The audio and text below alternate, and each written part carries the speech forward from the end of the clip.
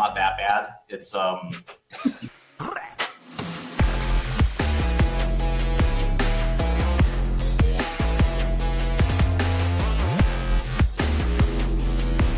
views expressed by the hosts and guests in this podcast are solely their opinions and do not reflect the opinions of their respective employers. Guests and hosts may maintain positions in the assets discussed in this podcast. This podcast is for informational purposes only, and nothing in the podcast is intended to be financial, legal, or even life advice. Yeah, well, again, GM, everyone, welcome back to, I think this is only the second time of the live session of More Than Speculation. So thank you, Adrian, for making some time here. And as usual, before we learn more about yourself, about the handsome face, let's start with the rapid fire questions. Before this, Adrian, please remember to retweet. Marco, please remember to retweet the tweet I just sent on to Twitter, so there's more people coming in. All right, 65 people, 65 people. Let's go. He's getting he's getting the dopamine kick from being a live streamer. Yeah. Anytime the number goes up, it's like number goes up. Yeah. Bro, next time we should do live drinking here. That's what I'm saying. It's the true KOL experience. Yeah, true. All right, okay. All right. Rapid fire questions. Token price, tech, or community? What's most important? What's the second one? Tech? Yes. I mean, it has to be token price, right? Like, price drives everything. You know how everyone... Yeah, if you asked me this question 3 years ago, I might have been naive enough to answer tech, but, He's a change man. I like to think I've matured. Bro, it's like we normally ask this question to like every guest that comes on, and then like it's the project always be like token community. It's always like that. Yeah. But okay, second question. What are the top 3 assets you like right now? Top 3 assets I like right now. Not including Bitcoin. Okay, not including Bitcoin.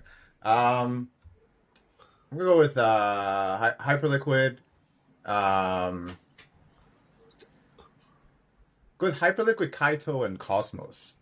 I go with Cosmos. We're gonna talk about Cosmos a little bit today. All right. Speak a bit more about Cosmos. That's the odd one out later. So stay tuned. Yeah. Okay. I don't know what you're talking about. I was literally trading Kaito right before this show, and then I still have the position on, but the problem is because my laptop is too shit, so I can't load Trading View and load the streaming device at the same time. But hopefully somebody sponsor. Anyway. Okay. Top 3 bullish protocols, not tokens. Protocols. Top 3 bullish protocols. Am I cheating if I say Hyperliquid twice? I mean, do something else. Yeah. Top 3 bullish protocols.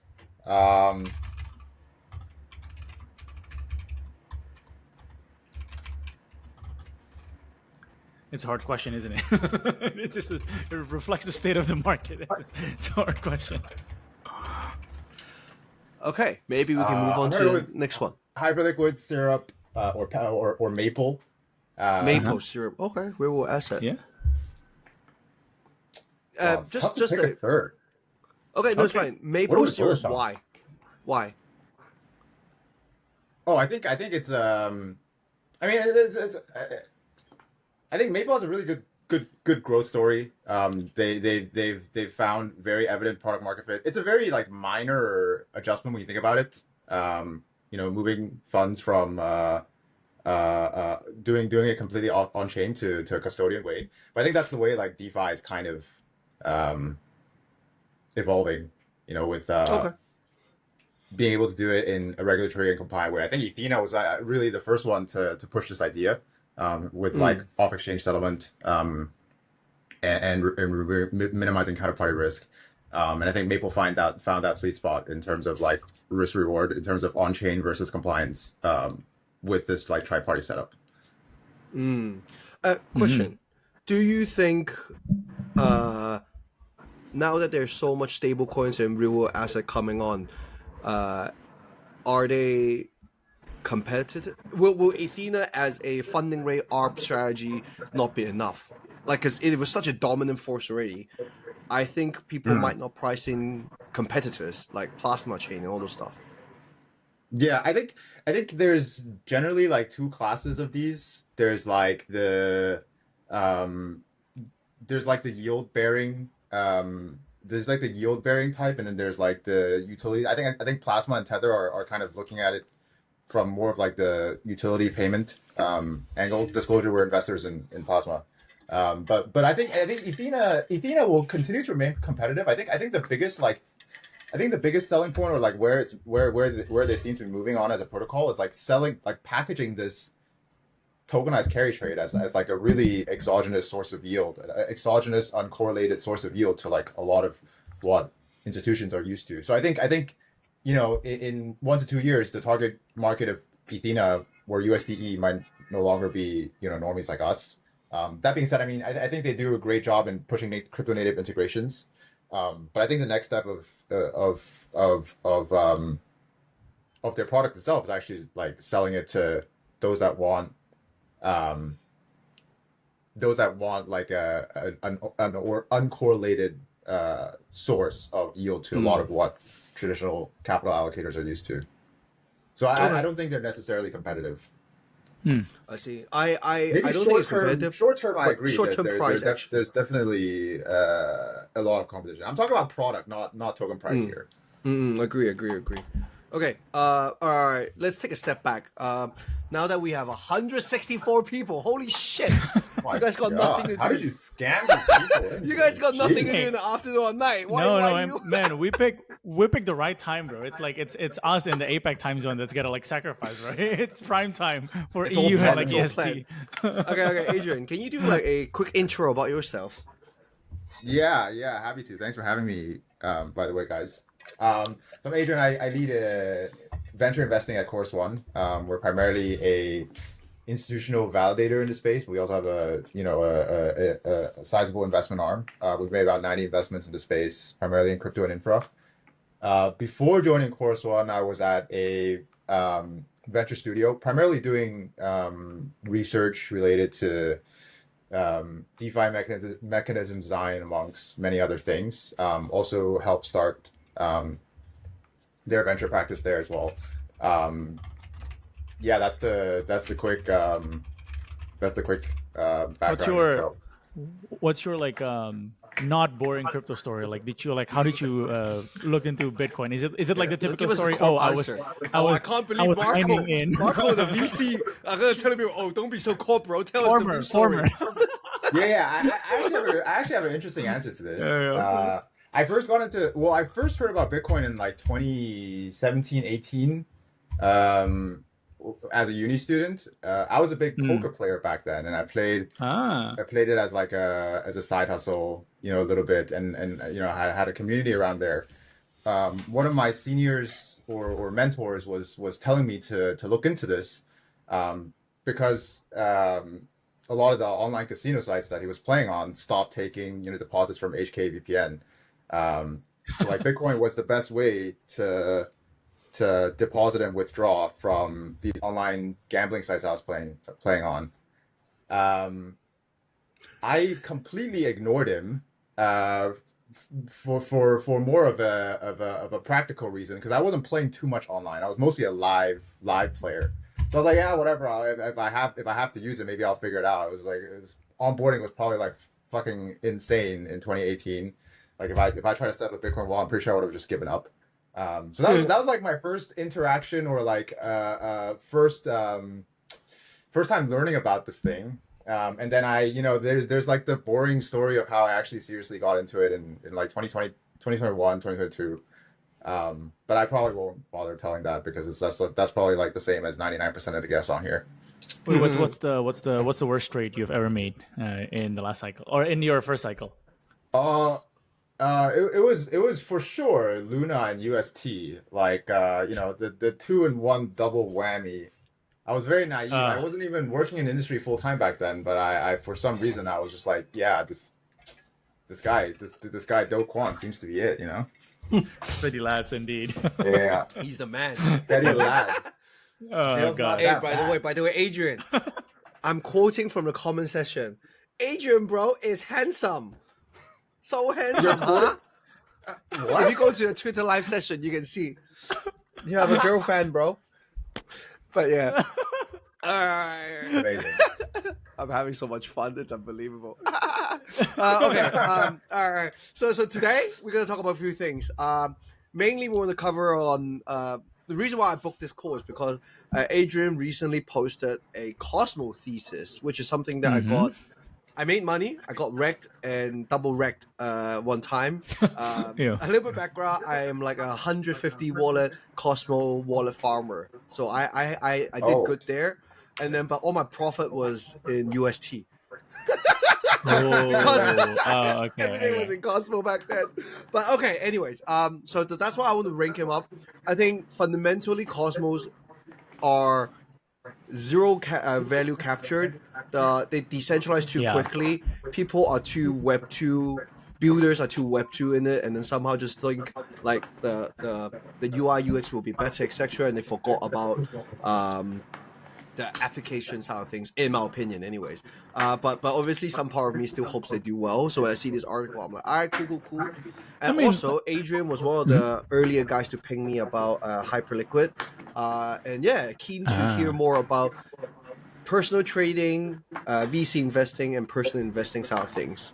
But yeah, but just a before we get background into intro for Cosmos, everyone. just to set the stage there. I mean, like obviously, Cosmos, like everybody knows, a lot of their like research and their tech is get adopted even with like Ethereum with like proof of stake and so on, right? But like it's always a joke that like ETH slowly becoming like Cosmos, you know, like are they is it like good tech but it's just too like fragmented and blah blah.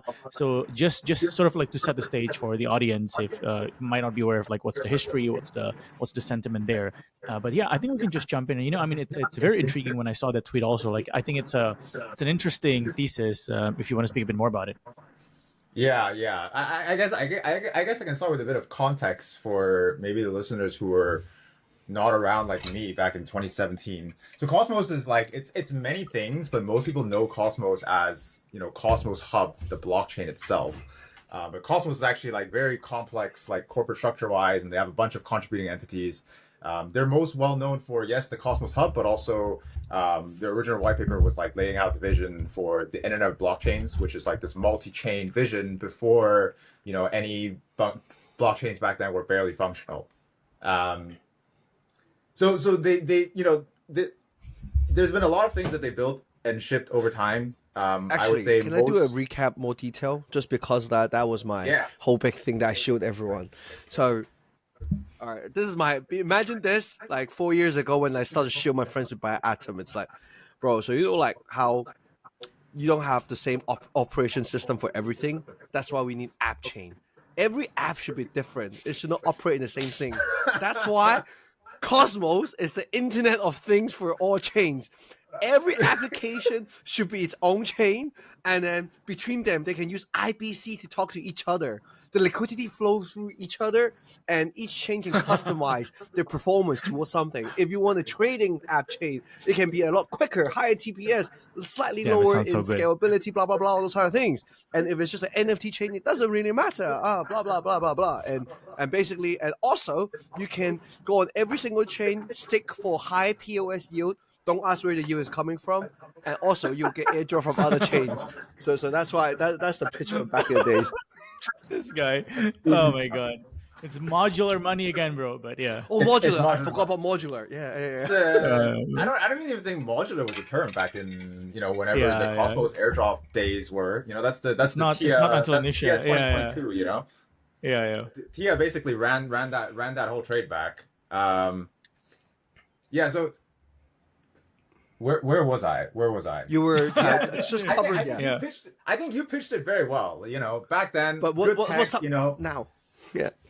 Yeah, I mean, I guess like over the past, like, you know, Cosmos has kind of been forgotten. Both the chain itself, like first of all, Cosmos Hub itself is like a pretty useless chain. You know, what it is today is basically a in production, you know, implementation of the Cosmos SDK. You know, like here's this chain. It was the first one built with we built with this stack. It works, you know, but you know you can do literally nothing on it. Maybe you can transfer your assets to other Cosmos chains, Cosmos related chains, and that's about it. You know, it's connected to IBC. And just to give you a little bit of context, like SDK is like open source, so like Bera was done based on Cosmo. Hyperliquid, the first stage was done by Cosmo. A lot more like CRO, a lot of chains that you actually BNB started off with Cosmo as baseline as well. So Yeah. like whoever wants to fork a chain back in the days, it wasn't like Superstack, like OP Superstack or ETH L2. It was all Cosmo stick, Cosmo SDK basically. But they don't get jack shit. Hyperliquid's first version was BNB's first version was Say is a Cosmos SDK chain. There's a lot of actually upcoming networks that are also using Cosmos SDK as a backend. It's just teams have not over time like not publicized this as much because it's like less of a bullish signal to be associated with Cosmos SDK. But there's like over 100 blockchains that use it today. IBC is connected to over 100 Cosmos SDK based chains. The TLDRs, this is like widely adopted tech, but there've always been many issues other than the tech itself. When you ask me the first rapid fire question, price is still an important factor, and what drives price. You can say a lot of other things, but like longer term, what drives price is kind of like clear value accrual from the underlying products that they're building.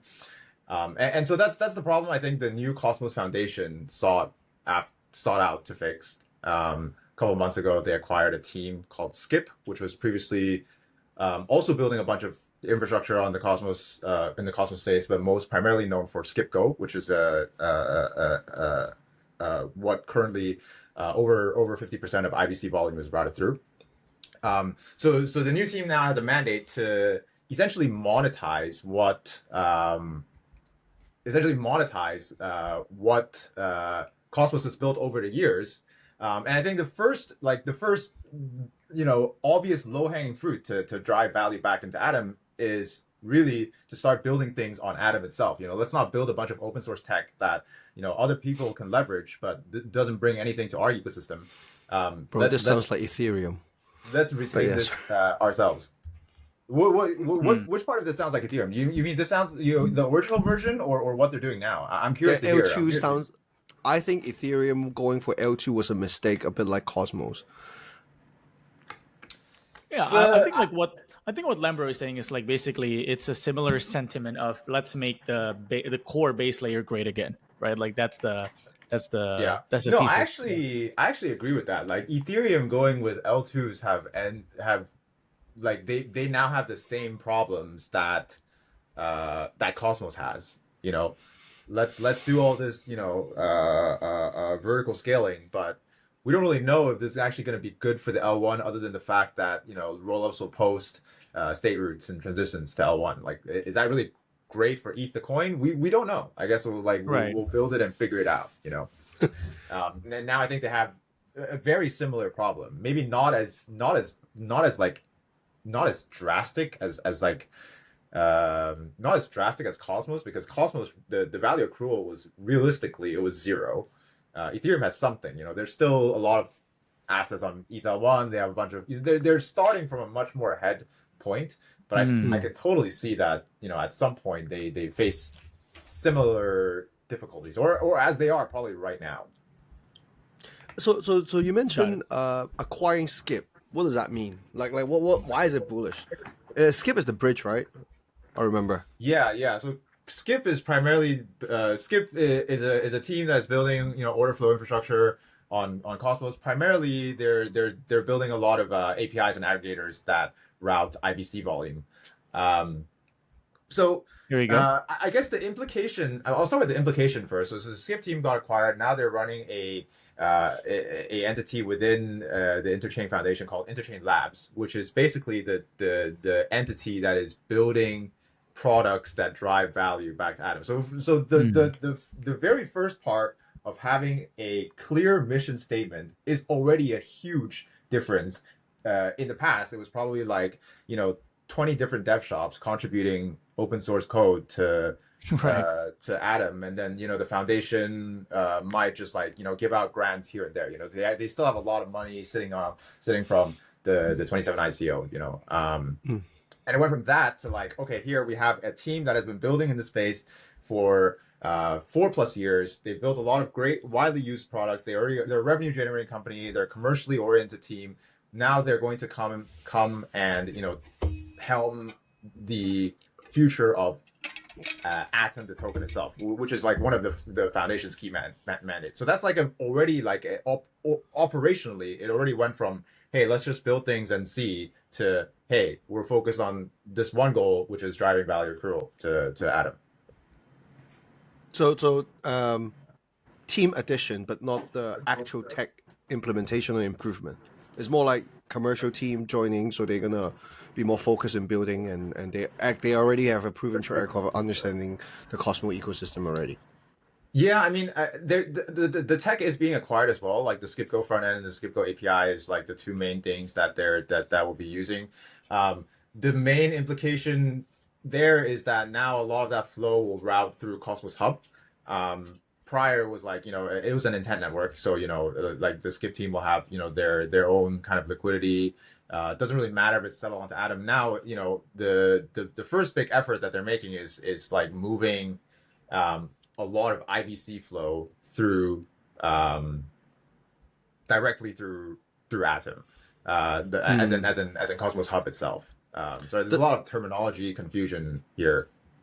Yeah. Got it. Wait. If anyone has any problems, ask feel free to I want to ask a quick question. No, like on the bridging one that you said. So like I'm sharing my screen again for those watchers right now.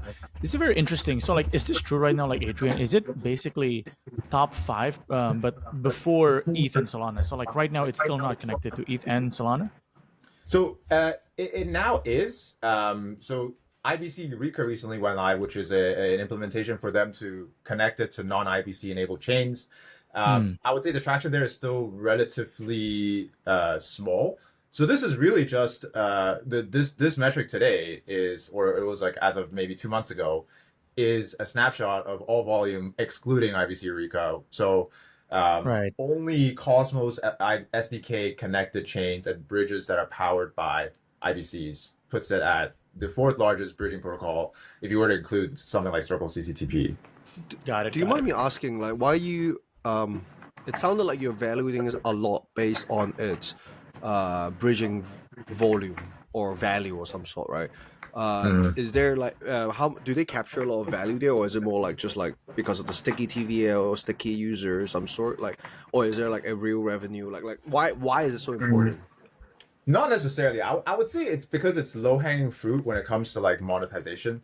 If you think about the products they have, it's Cosmos SDK. Right now, I think it'll be a pretty challenging and long process to come up with a business model for an open source piece of software that over 100 chains are using. So that kind of they'll have to figure it out. Maybe it's through the entity and then they do buyback somehow. But this product is already one that's generating billions in volume that users are happy to pay for.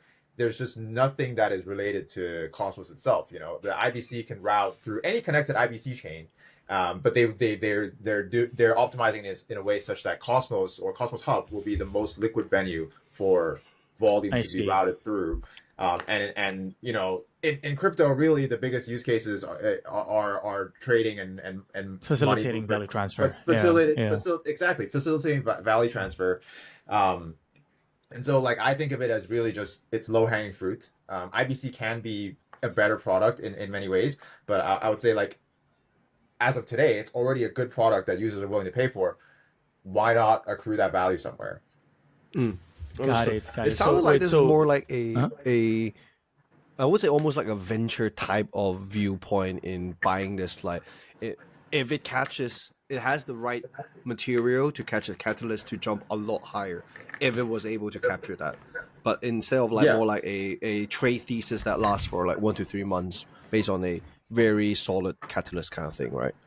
Yeah. I would say there was a short term version of the trade, and there's a longer term horizon you can take on this. Like you can underwrite it. You can think of this trade probably a couple months ago as more of a event driven trade. The acquisition, the announcements, the open sourcing, the making Cosmos Hub an EVM chain, the bringing on teams like Stride to build apps on Cosmos. All of those big announcements, bundle them into one kind of catalyst event driven trade. There's a new management team, all of these things.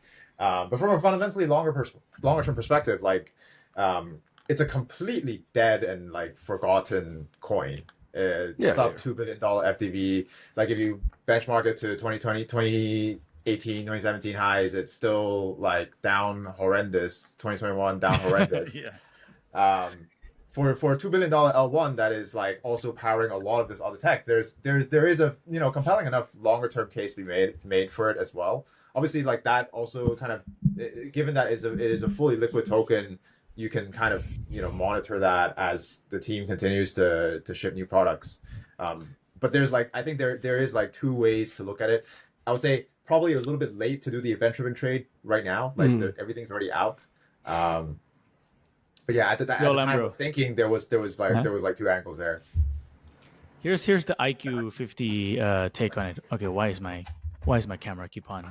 Okay, so here's the IQ 50 summary: 100% free float, 2B FDV, one of the core originators of a lot of the tech, blah blah. Now they're gonna have the best liquidity. It's gonna be an EVM chain, and then they have like a proper team. So there's a bet that it's not worth 2B. Maybe it's worth 20B, right? So that's exactly it. That is exactly it. Yeah. What was the lowest point of Solana, by the way? Just wondering. Let's look at it right now. 2021. The lowest point was like $10. $9. Yeah, but what was that in market cap? I used to don't believe any L1 can come back after death before Solana, just because I've been through so many times that if you're dead, you're dead kind of thing. The lowest was 4 billion. MK 9 here. Yeah, in market cap. 4B. Yeah, okay. 4B. Okay. Hey, by the way, technical question. Cosmo is not known for its fast finality and all those shit. By settlement for it, how does it? Surely it's not the best chain to settle things. Does it have like a sequencer or batch or something like that to make it more quicker? No, not necessarily. So a lot of IBC transactions is settled at a destination chain. I think what there is like optimizations that plan to be introduced to Cosmos Hub itself. Itself right now, I think it's like 2 seconds block time or something. It's not the fastest chain, but it's like not the slowest either. There's no programmability, so it doesn't really matter.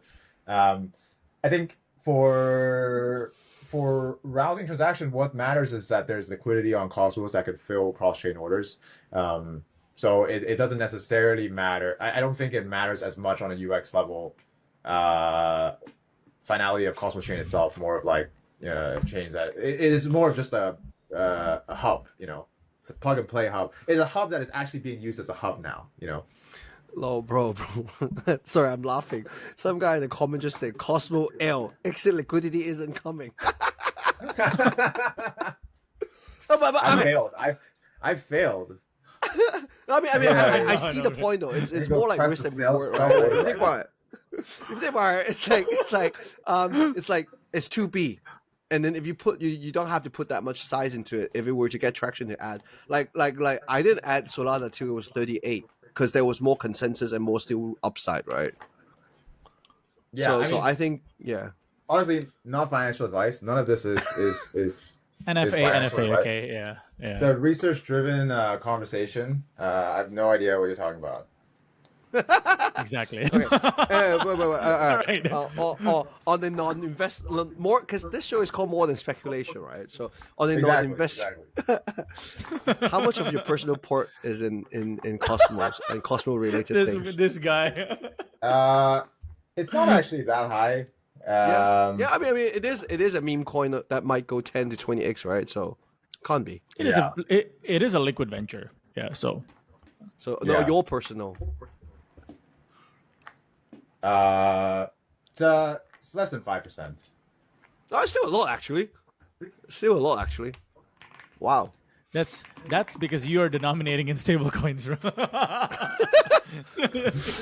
This guy is a stable coin savant. No, I still have like I think I still have 1 to 2% in Cosmo actually. Yeah. I'm not gonna lie. Wait, okay, wait. 150 wallet airdrop farming days, or did you? Yeah.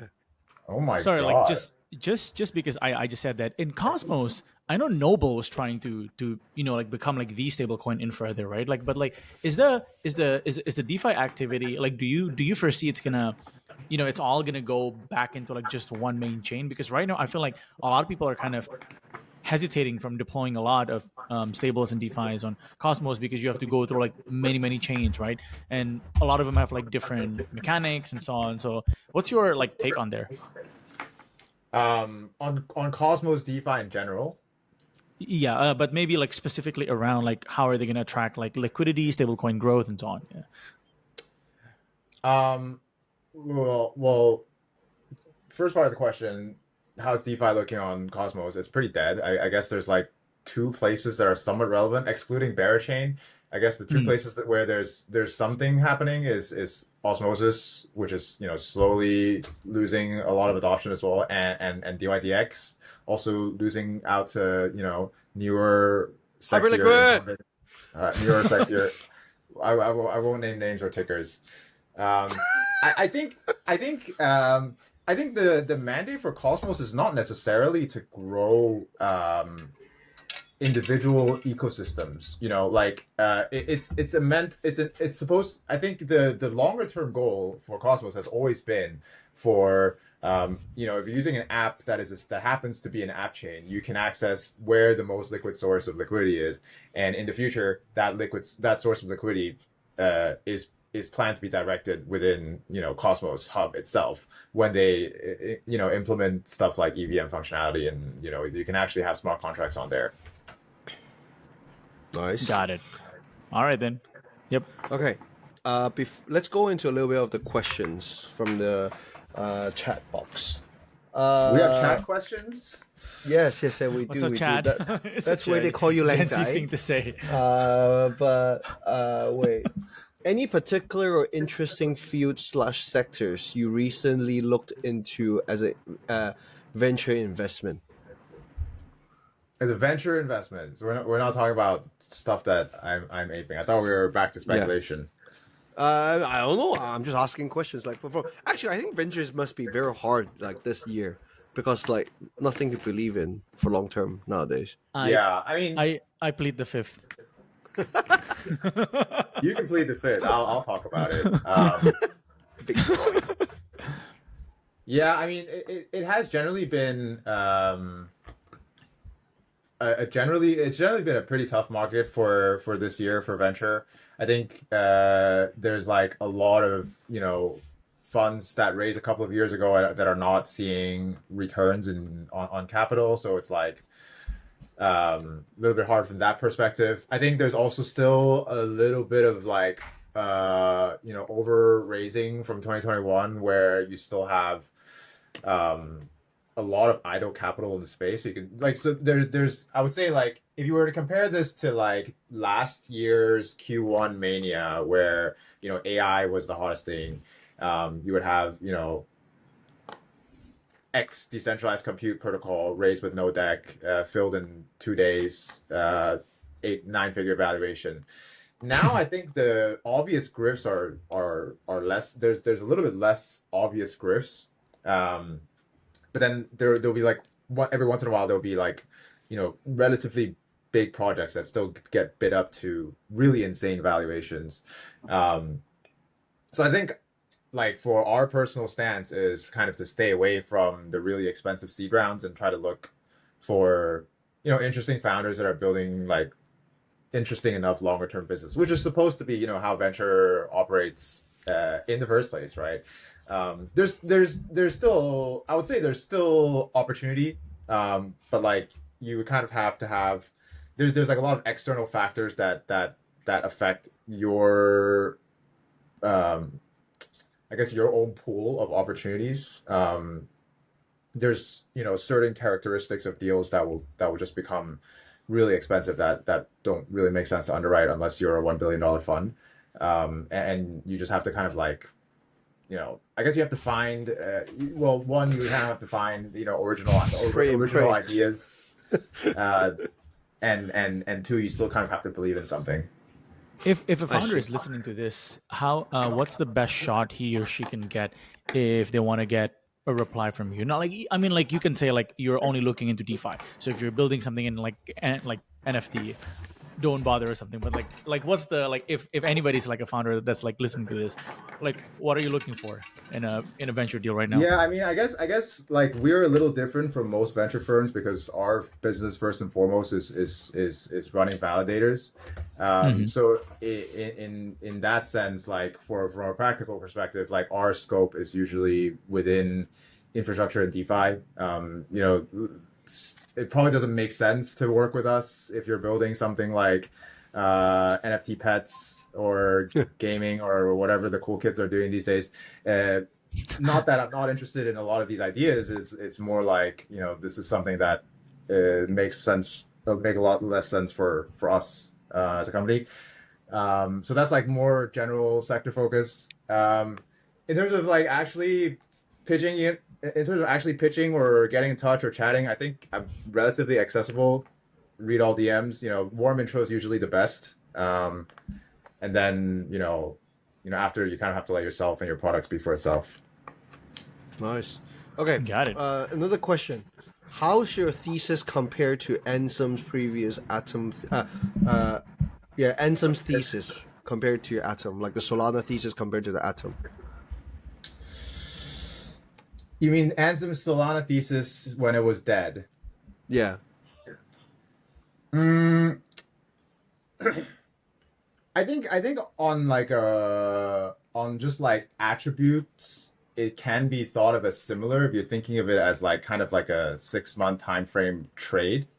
I would say like properties are similar. It's like kind of a written off ecosystem that still has things that are being built. They have a team that's shipping. I think that was kind of in hindsight, that was the state of Solana in 2022 after FTX. I think it's somewhat similar. I would say it's a little different in a sense that like for the Solana thesis is just that there was this huge overhang that caused everyone to fear it. In Cosmos, it is kind of unfortunate. It's like kind of people actually like don't really care. Like if you talk to Yeah. Like I think the people tag, kind of just Cosmo really guys are always stopped like caring about Cosmos, and there's just such low hanging fruit that can make it a decent chain. I would say the ceiling that I'm pushing this trade towards is probably less high than Solana's ceiling was in 2022, because I think like on seriously just like a competitive level, Cosmos still has many ways to go. As like Cosmos or Atom has still many ways to go to become even closely comparable to something like Solana today. But it's like they have a bunch of these great products that are just not being commercialized, and I would say that that's like the main difference there. But I can see some like similarities, I guess. Me too. I was thinking about that, like mainly because, but the thing is, like I think Solana's has a few more things that's more sexy because first is more retail facing, Totally. quick speed is more better than bridging volume, and the same than the trading volume. All right, moving on. Like I don't want to tag you just on Cosmos. Would you like to talk about another sector, real world asset or Hyperliquid? Like what would you like to talk about next? Well, I'm happy to talk about whatever you guys want to talk about, man. Let's talk about Hyperliquid. Okay, wait. You're a resident hype bulla as well. I was just gonna say, because Lambro said at the beginning of the pod that you are one of the first one to tell him about Hyperliquid, right? Like, I didn't know that. Was this like in late 2023? I mean, if so, damn. Yeah, it was in 2023. I think I think it was in 2023. I randomly found it. I thought it was an Arbitrum layer 3 or some shit like that because it was a one-way bridge from Arbitrum. And I guess like the most interesting thing that intrigued me about it was HOP, because I wasn't a big perp trader back in 2023. And during that time I spent a lot of time looking at stuff like GLP and all the shitty perp dexes back then, Gains Network. There was a bunch of them, right? I love that And time. HLP was a really interesting like way to do this, but with while having the benefits of a decentralized order book, decentralized but it was a very interesting way to democratize market making while having your core trading engine sit on an order book. Okay, To make this a, no, I'm sure go. everyone knows like the basics of Hyperliquid, but what about going forward? Do you have any like I mean like $38? Okay, let me I mean, yeah. let me reframe that question. Do you have, because like everybody and their mom is talking about Hyperliquid on the timeline, right? Like, do you have like like a contrarian take, or it doesn't have to be contrarian, but it's like something different, or just like something very opinionated about Hyperliquid that you think, in next 3, 6, 9 months, like what, like maybe it can be like, oh, you think they should build this, or they're lacking that, or like what's on your mind? I think okay. I think like I guess my select okay, Lambros, feel free to debate me on this, but I think right now a lot of Hey. what's being built on Hyper EVM is not that interesting. Not till tomorrow. We're launching tomorrow. Yes. I'm waiting for that Hyperdrive launch. This guy. Like Always be shilling ABS. always be shilling. Okay. I think there's like I guess like with I guess a lot of the interesting things that are being built is bottlenecked onto stuff like precompiles and builder deploy perps. Like I think those are like portfolio margin and being able to like borrow money with your perp positions or your perp portfolio as collateral. Like there's a lot more things that you can do that are interacting with the Hyperliquid L1 that is like not present in DeFi protocols on Hyper EVM today. Don't get me wrong, there's like a bunch of solid builders, but like really it's not much that we haven't seen before, and like the ecosystem is kind of thriving on the fact that Hyperliquid, the order book and the token itself has been so successful. Yeah, I mean, I agree everything you say, but also like I've accepted the reason why I started betting a lot of meme coins or short-term narrative. I used to not bet anything that I think that won't last for more than a month, just because I think we hit that ceiling of like innovation growth. It's very rare to see. We had Pendo in 2023. We had Fluid. We had Hyperliquid, but I still think Hyperliquid is better execution, but not true big innovation. But sure. But yeah, that's what I'm saying about like it's hard to see the new next big thing, right? Like at least in DeFi. So I feel like it's going to be the execution, and the reason why I think Hyperliquid is the most bullish layer one compared to the others, is because I can see a clear catalyst. The clear catalyst is being pre-compiled right enabling, tapping onto the liquidity on the perk side. Yes, sir. But like, and I can like I'm not being like objectively right. Like this is something that I knew before joining Hyperdrive and Hyperliquid. Full disclosure, I'm not in comparison because I did not have enough time to build a Hyperliquid position. So in compared to a lot of my other position, it's actually not that big. I am trying to gain more. Into it, but I'm a little bitch, so I didn't buy enough.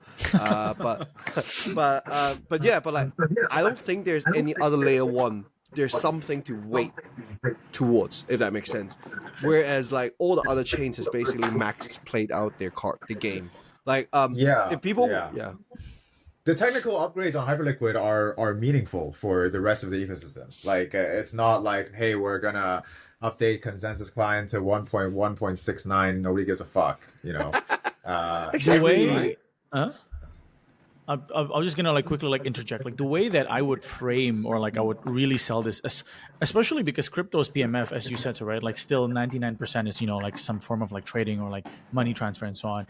I think Hyper EVM TLDR increases the risk-free rate organically because the perp dexes is embedded into the chain itself, right? Because like this used to be like the thesis on like, oh, ETH, the risk-free rate is the staking APY, blah blah blah blah. But I think like ultimately, like yes, with the pre-compiler and with like all the things that you guys have just said, that's why like all DeFi protocols want to tap into hyper EVM, right? Because eventually, if you don't tap into it, your liquidity is more expensive on those other chains, especially as if the perp dexes continue to grow and they're gonna use more of the revenue to like buy back to like integrate like everything, right? So I think that's like if I can like like if I'm writing like one short article just to like as like a thought provoking, I was just gonna say it has the highest risk free rate on the entire on chain ecosystem.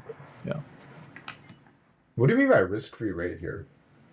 I think in a sense that eventually the organic yield that you can get by being active on Hyperliquid DeFi is much higher than like any other chain. So like let's say like Ethena on Hyper EVM is going to be more capital efficient than Ethena on other chains, right? So like that's the way that I looked at it. Like eventually that's why like you see like products like Theo and a couple others are trying to build it there because they know that they can tap into the cheapest liquidity and so on, and like everything is like integrated.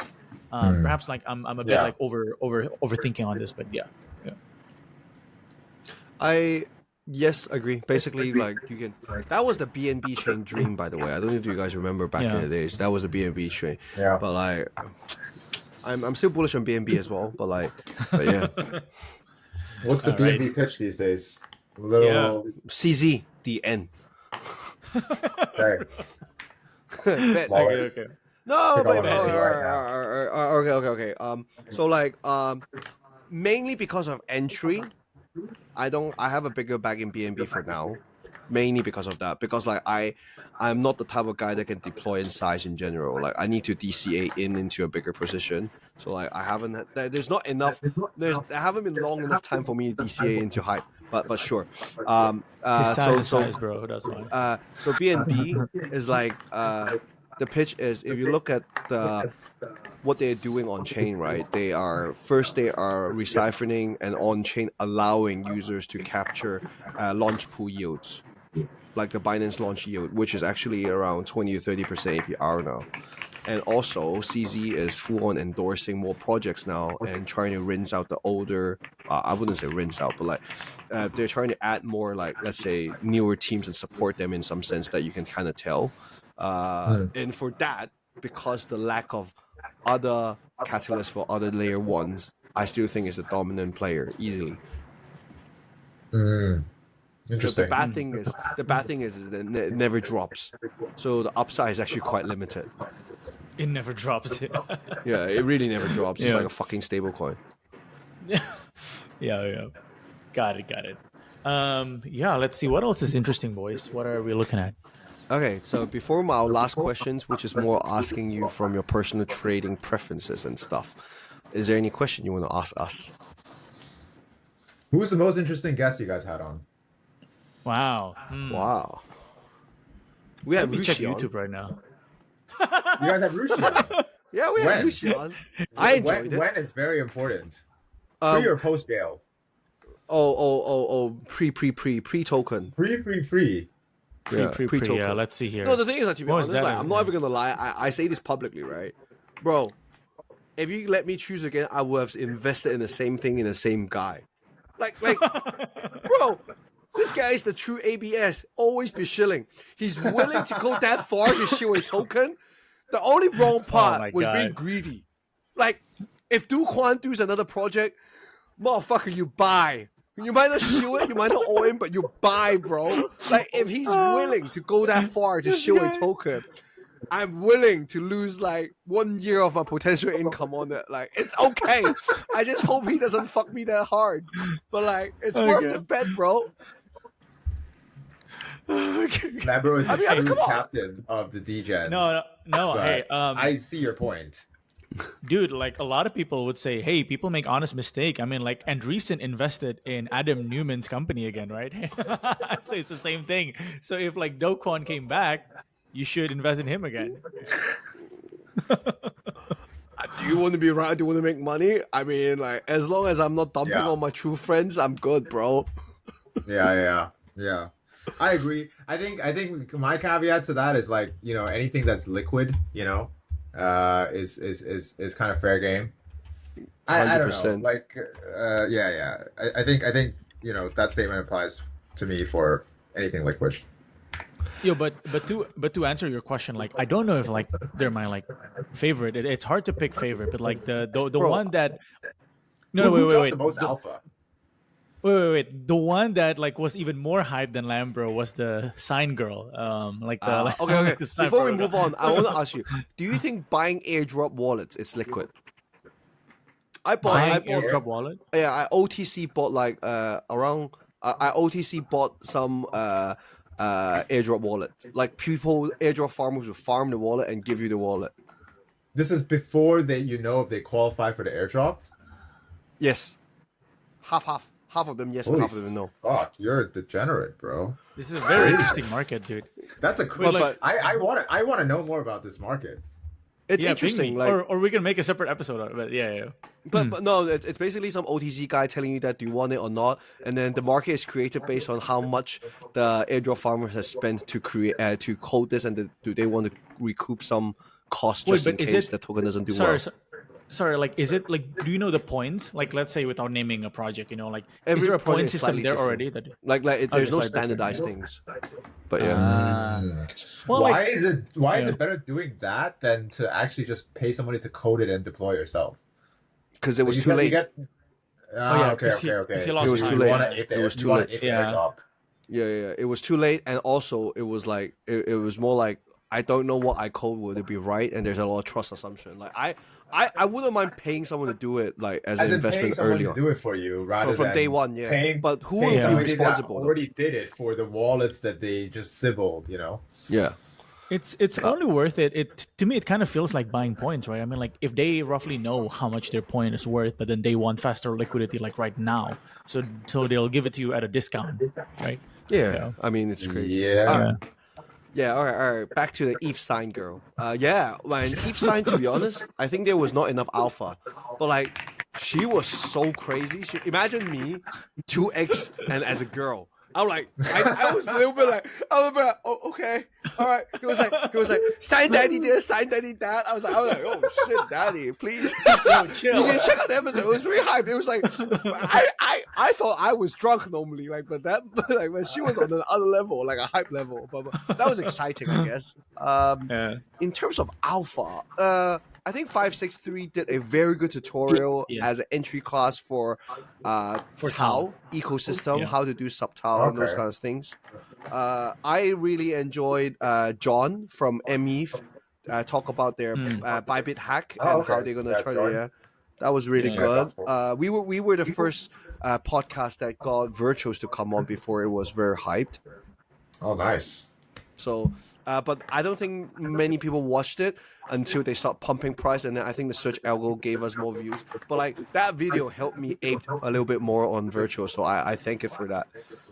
Nice. Oh, Got and it, Menstrual got it. came on. DeFi Menstrual came on and shared a lot of his trading experience. I wouldn't say that's like alpha dropping, but it stimulates your thoughts as you trade. Yeah, But he has the worst audio quality, man. I'm gonna buy him. Oh yeah, he has the worst audio quality. But he has this big headphones that's like a game headphones, like CS:GO headphone kind of thing. But the audio was absolutely fucking It's terrible. like, but yeah, let's see, dude. Yeah, like anything else you want to ask us before we jump into the end of the session? No, I think so that's that's a good let's wrap. do it. Someone is asking, are we doing bot views or what's up? No chatters, but 500 views. All right, I guess That's crazy. Adrian is not handsome enough. Wait, Bro, is this crazy. pre-recorded or are For- you guys not interacting for- with chats? Oh, For sorry. for the ones that are saying that going to Twitch, like 500 views don't have that many chats, and Bro, even that's Marco, Twitch, don't feel attacked. They're talking to us. Don't attack your fans, bro. Don't. I'm like, I'm sorry. I apologize for Marco's dumbass I'm- thing. I'm giving context, man. I'm giving context. No, Marco yo. is stupid. You are right. Yes, we hire people to buy the views so we look better. I'm sorry. Please stay. But yeah. Thanks, though, Daniel. Cheers, man. Maybe I should get you next time so we can get more alpha from Impossible Finance. There you go. Okay. He's gonna call All him right. out. So last two questions, Adrian. Yeah. What are the sectors and tokens you're trading right now within 1 month of time horizon? 1 month time horizon. I'm looking at. I think my token trading universe right now is mostly DeFi. I think there's a lot of tailwinds for stuff like stablecoins, regulated stuff, and then a few odd projects here and there, like Kaito, and then also doing a bit of farming on the Hyper EVM. Show me some I tickets, say bro. that Don't I give say, me I say like that the over DeFi sector. protocols are boring, but I'm using most of them. I'm an honest, humble farmer. Bro. Tell me. What's up, bro? Like, what are the tickers for the first few ones that you mentioned? Trading. I can tell you mine first. I'm trading Pendo, Ethena. I wanted to get on Frax, but I was worried, so I didn't. And then they did another pump afterwards. Fuck. And I'm mostly looking at these two, and I don't want to say what I'm shorting, but yeah. Drop the short ticker. No. I think similar. I mean, I'm looking at like Syrup, Frax, Pendo, Ave, Jupe. Like pretty. Why pretty, Jupe, like, by the way? I saw it pop. I don't consensus-ish. follow Jupe that closely. Why? Pretty fluid. consensus-ish names, I would say. I don't have a Jupe position right now. Actually, I these are just like tickers that I'm following a little bit more closely. Man, the thing Yeah, is, like it's so I think hard it might to be because trade of the Jupe. lending. Must be because of the lending. Fluid. With fluid. Yeah. Bro, but the thing is, it's so hard to trade nowadays because the liquidity just moves so fast. Like, I stopped buying spot position but use perks, even though in low leverage, just because the trading fee is cheaper. Because I know I'm not going to hold a position for longer than like fucking 1 month or even 2 weeks. So it's like I had the deal, just like fucking go kind of thing. No, you just buy Bitcoin and stables and then use it as collateral and and then borrow money and then use it to trade perps, right? Not even realized since I started, like, I think Ethena just really won my heart just because, like, so I trade a lot on Bybit more now, and then like it's like, wow, okay, I can hold USDG in my Bybit trading account. I get airdrop yield every day, and I can still perk trade using it as margin. It's like, wow, DeFi innovation, wow, really, wow, deal so good. That's a that's a cracked integration. Sorry, I got a little distracted. Sorry. No, I mean, all like, right, it's- last question Bring down before we wrap Hyperliquid this right up. now. Hyperliquid started doing that as well, but the thing is, you can't use it as a margin. That's the problem. Yeah, I mean that's the main thing you want, right? As trading collateral. Yeah. Okay. Last question. What do you think is required to make it in crypto? Dum, It's a da-dum. great question. I don't know how to answer that because I'm still here. If I made it, I would not be chatting shit with you on Twitter. I thought we were friends.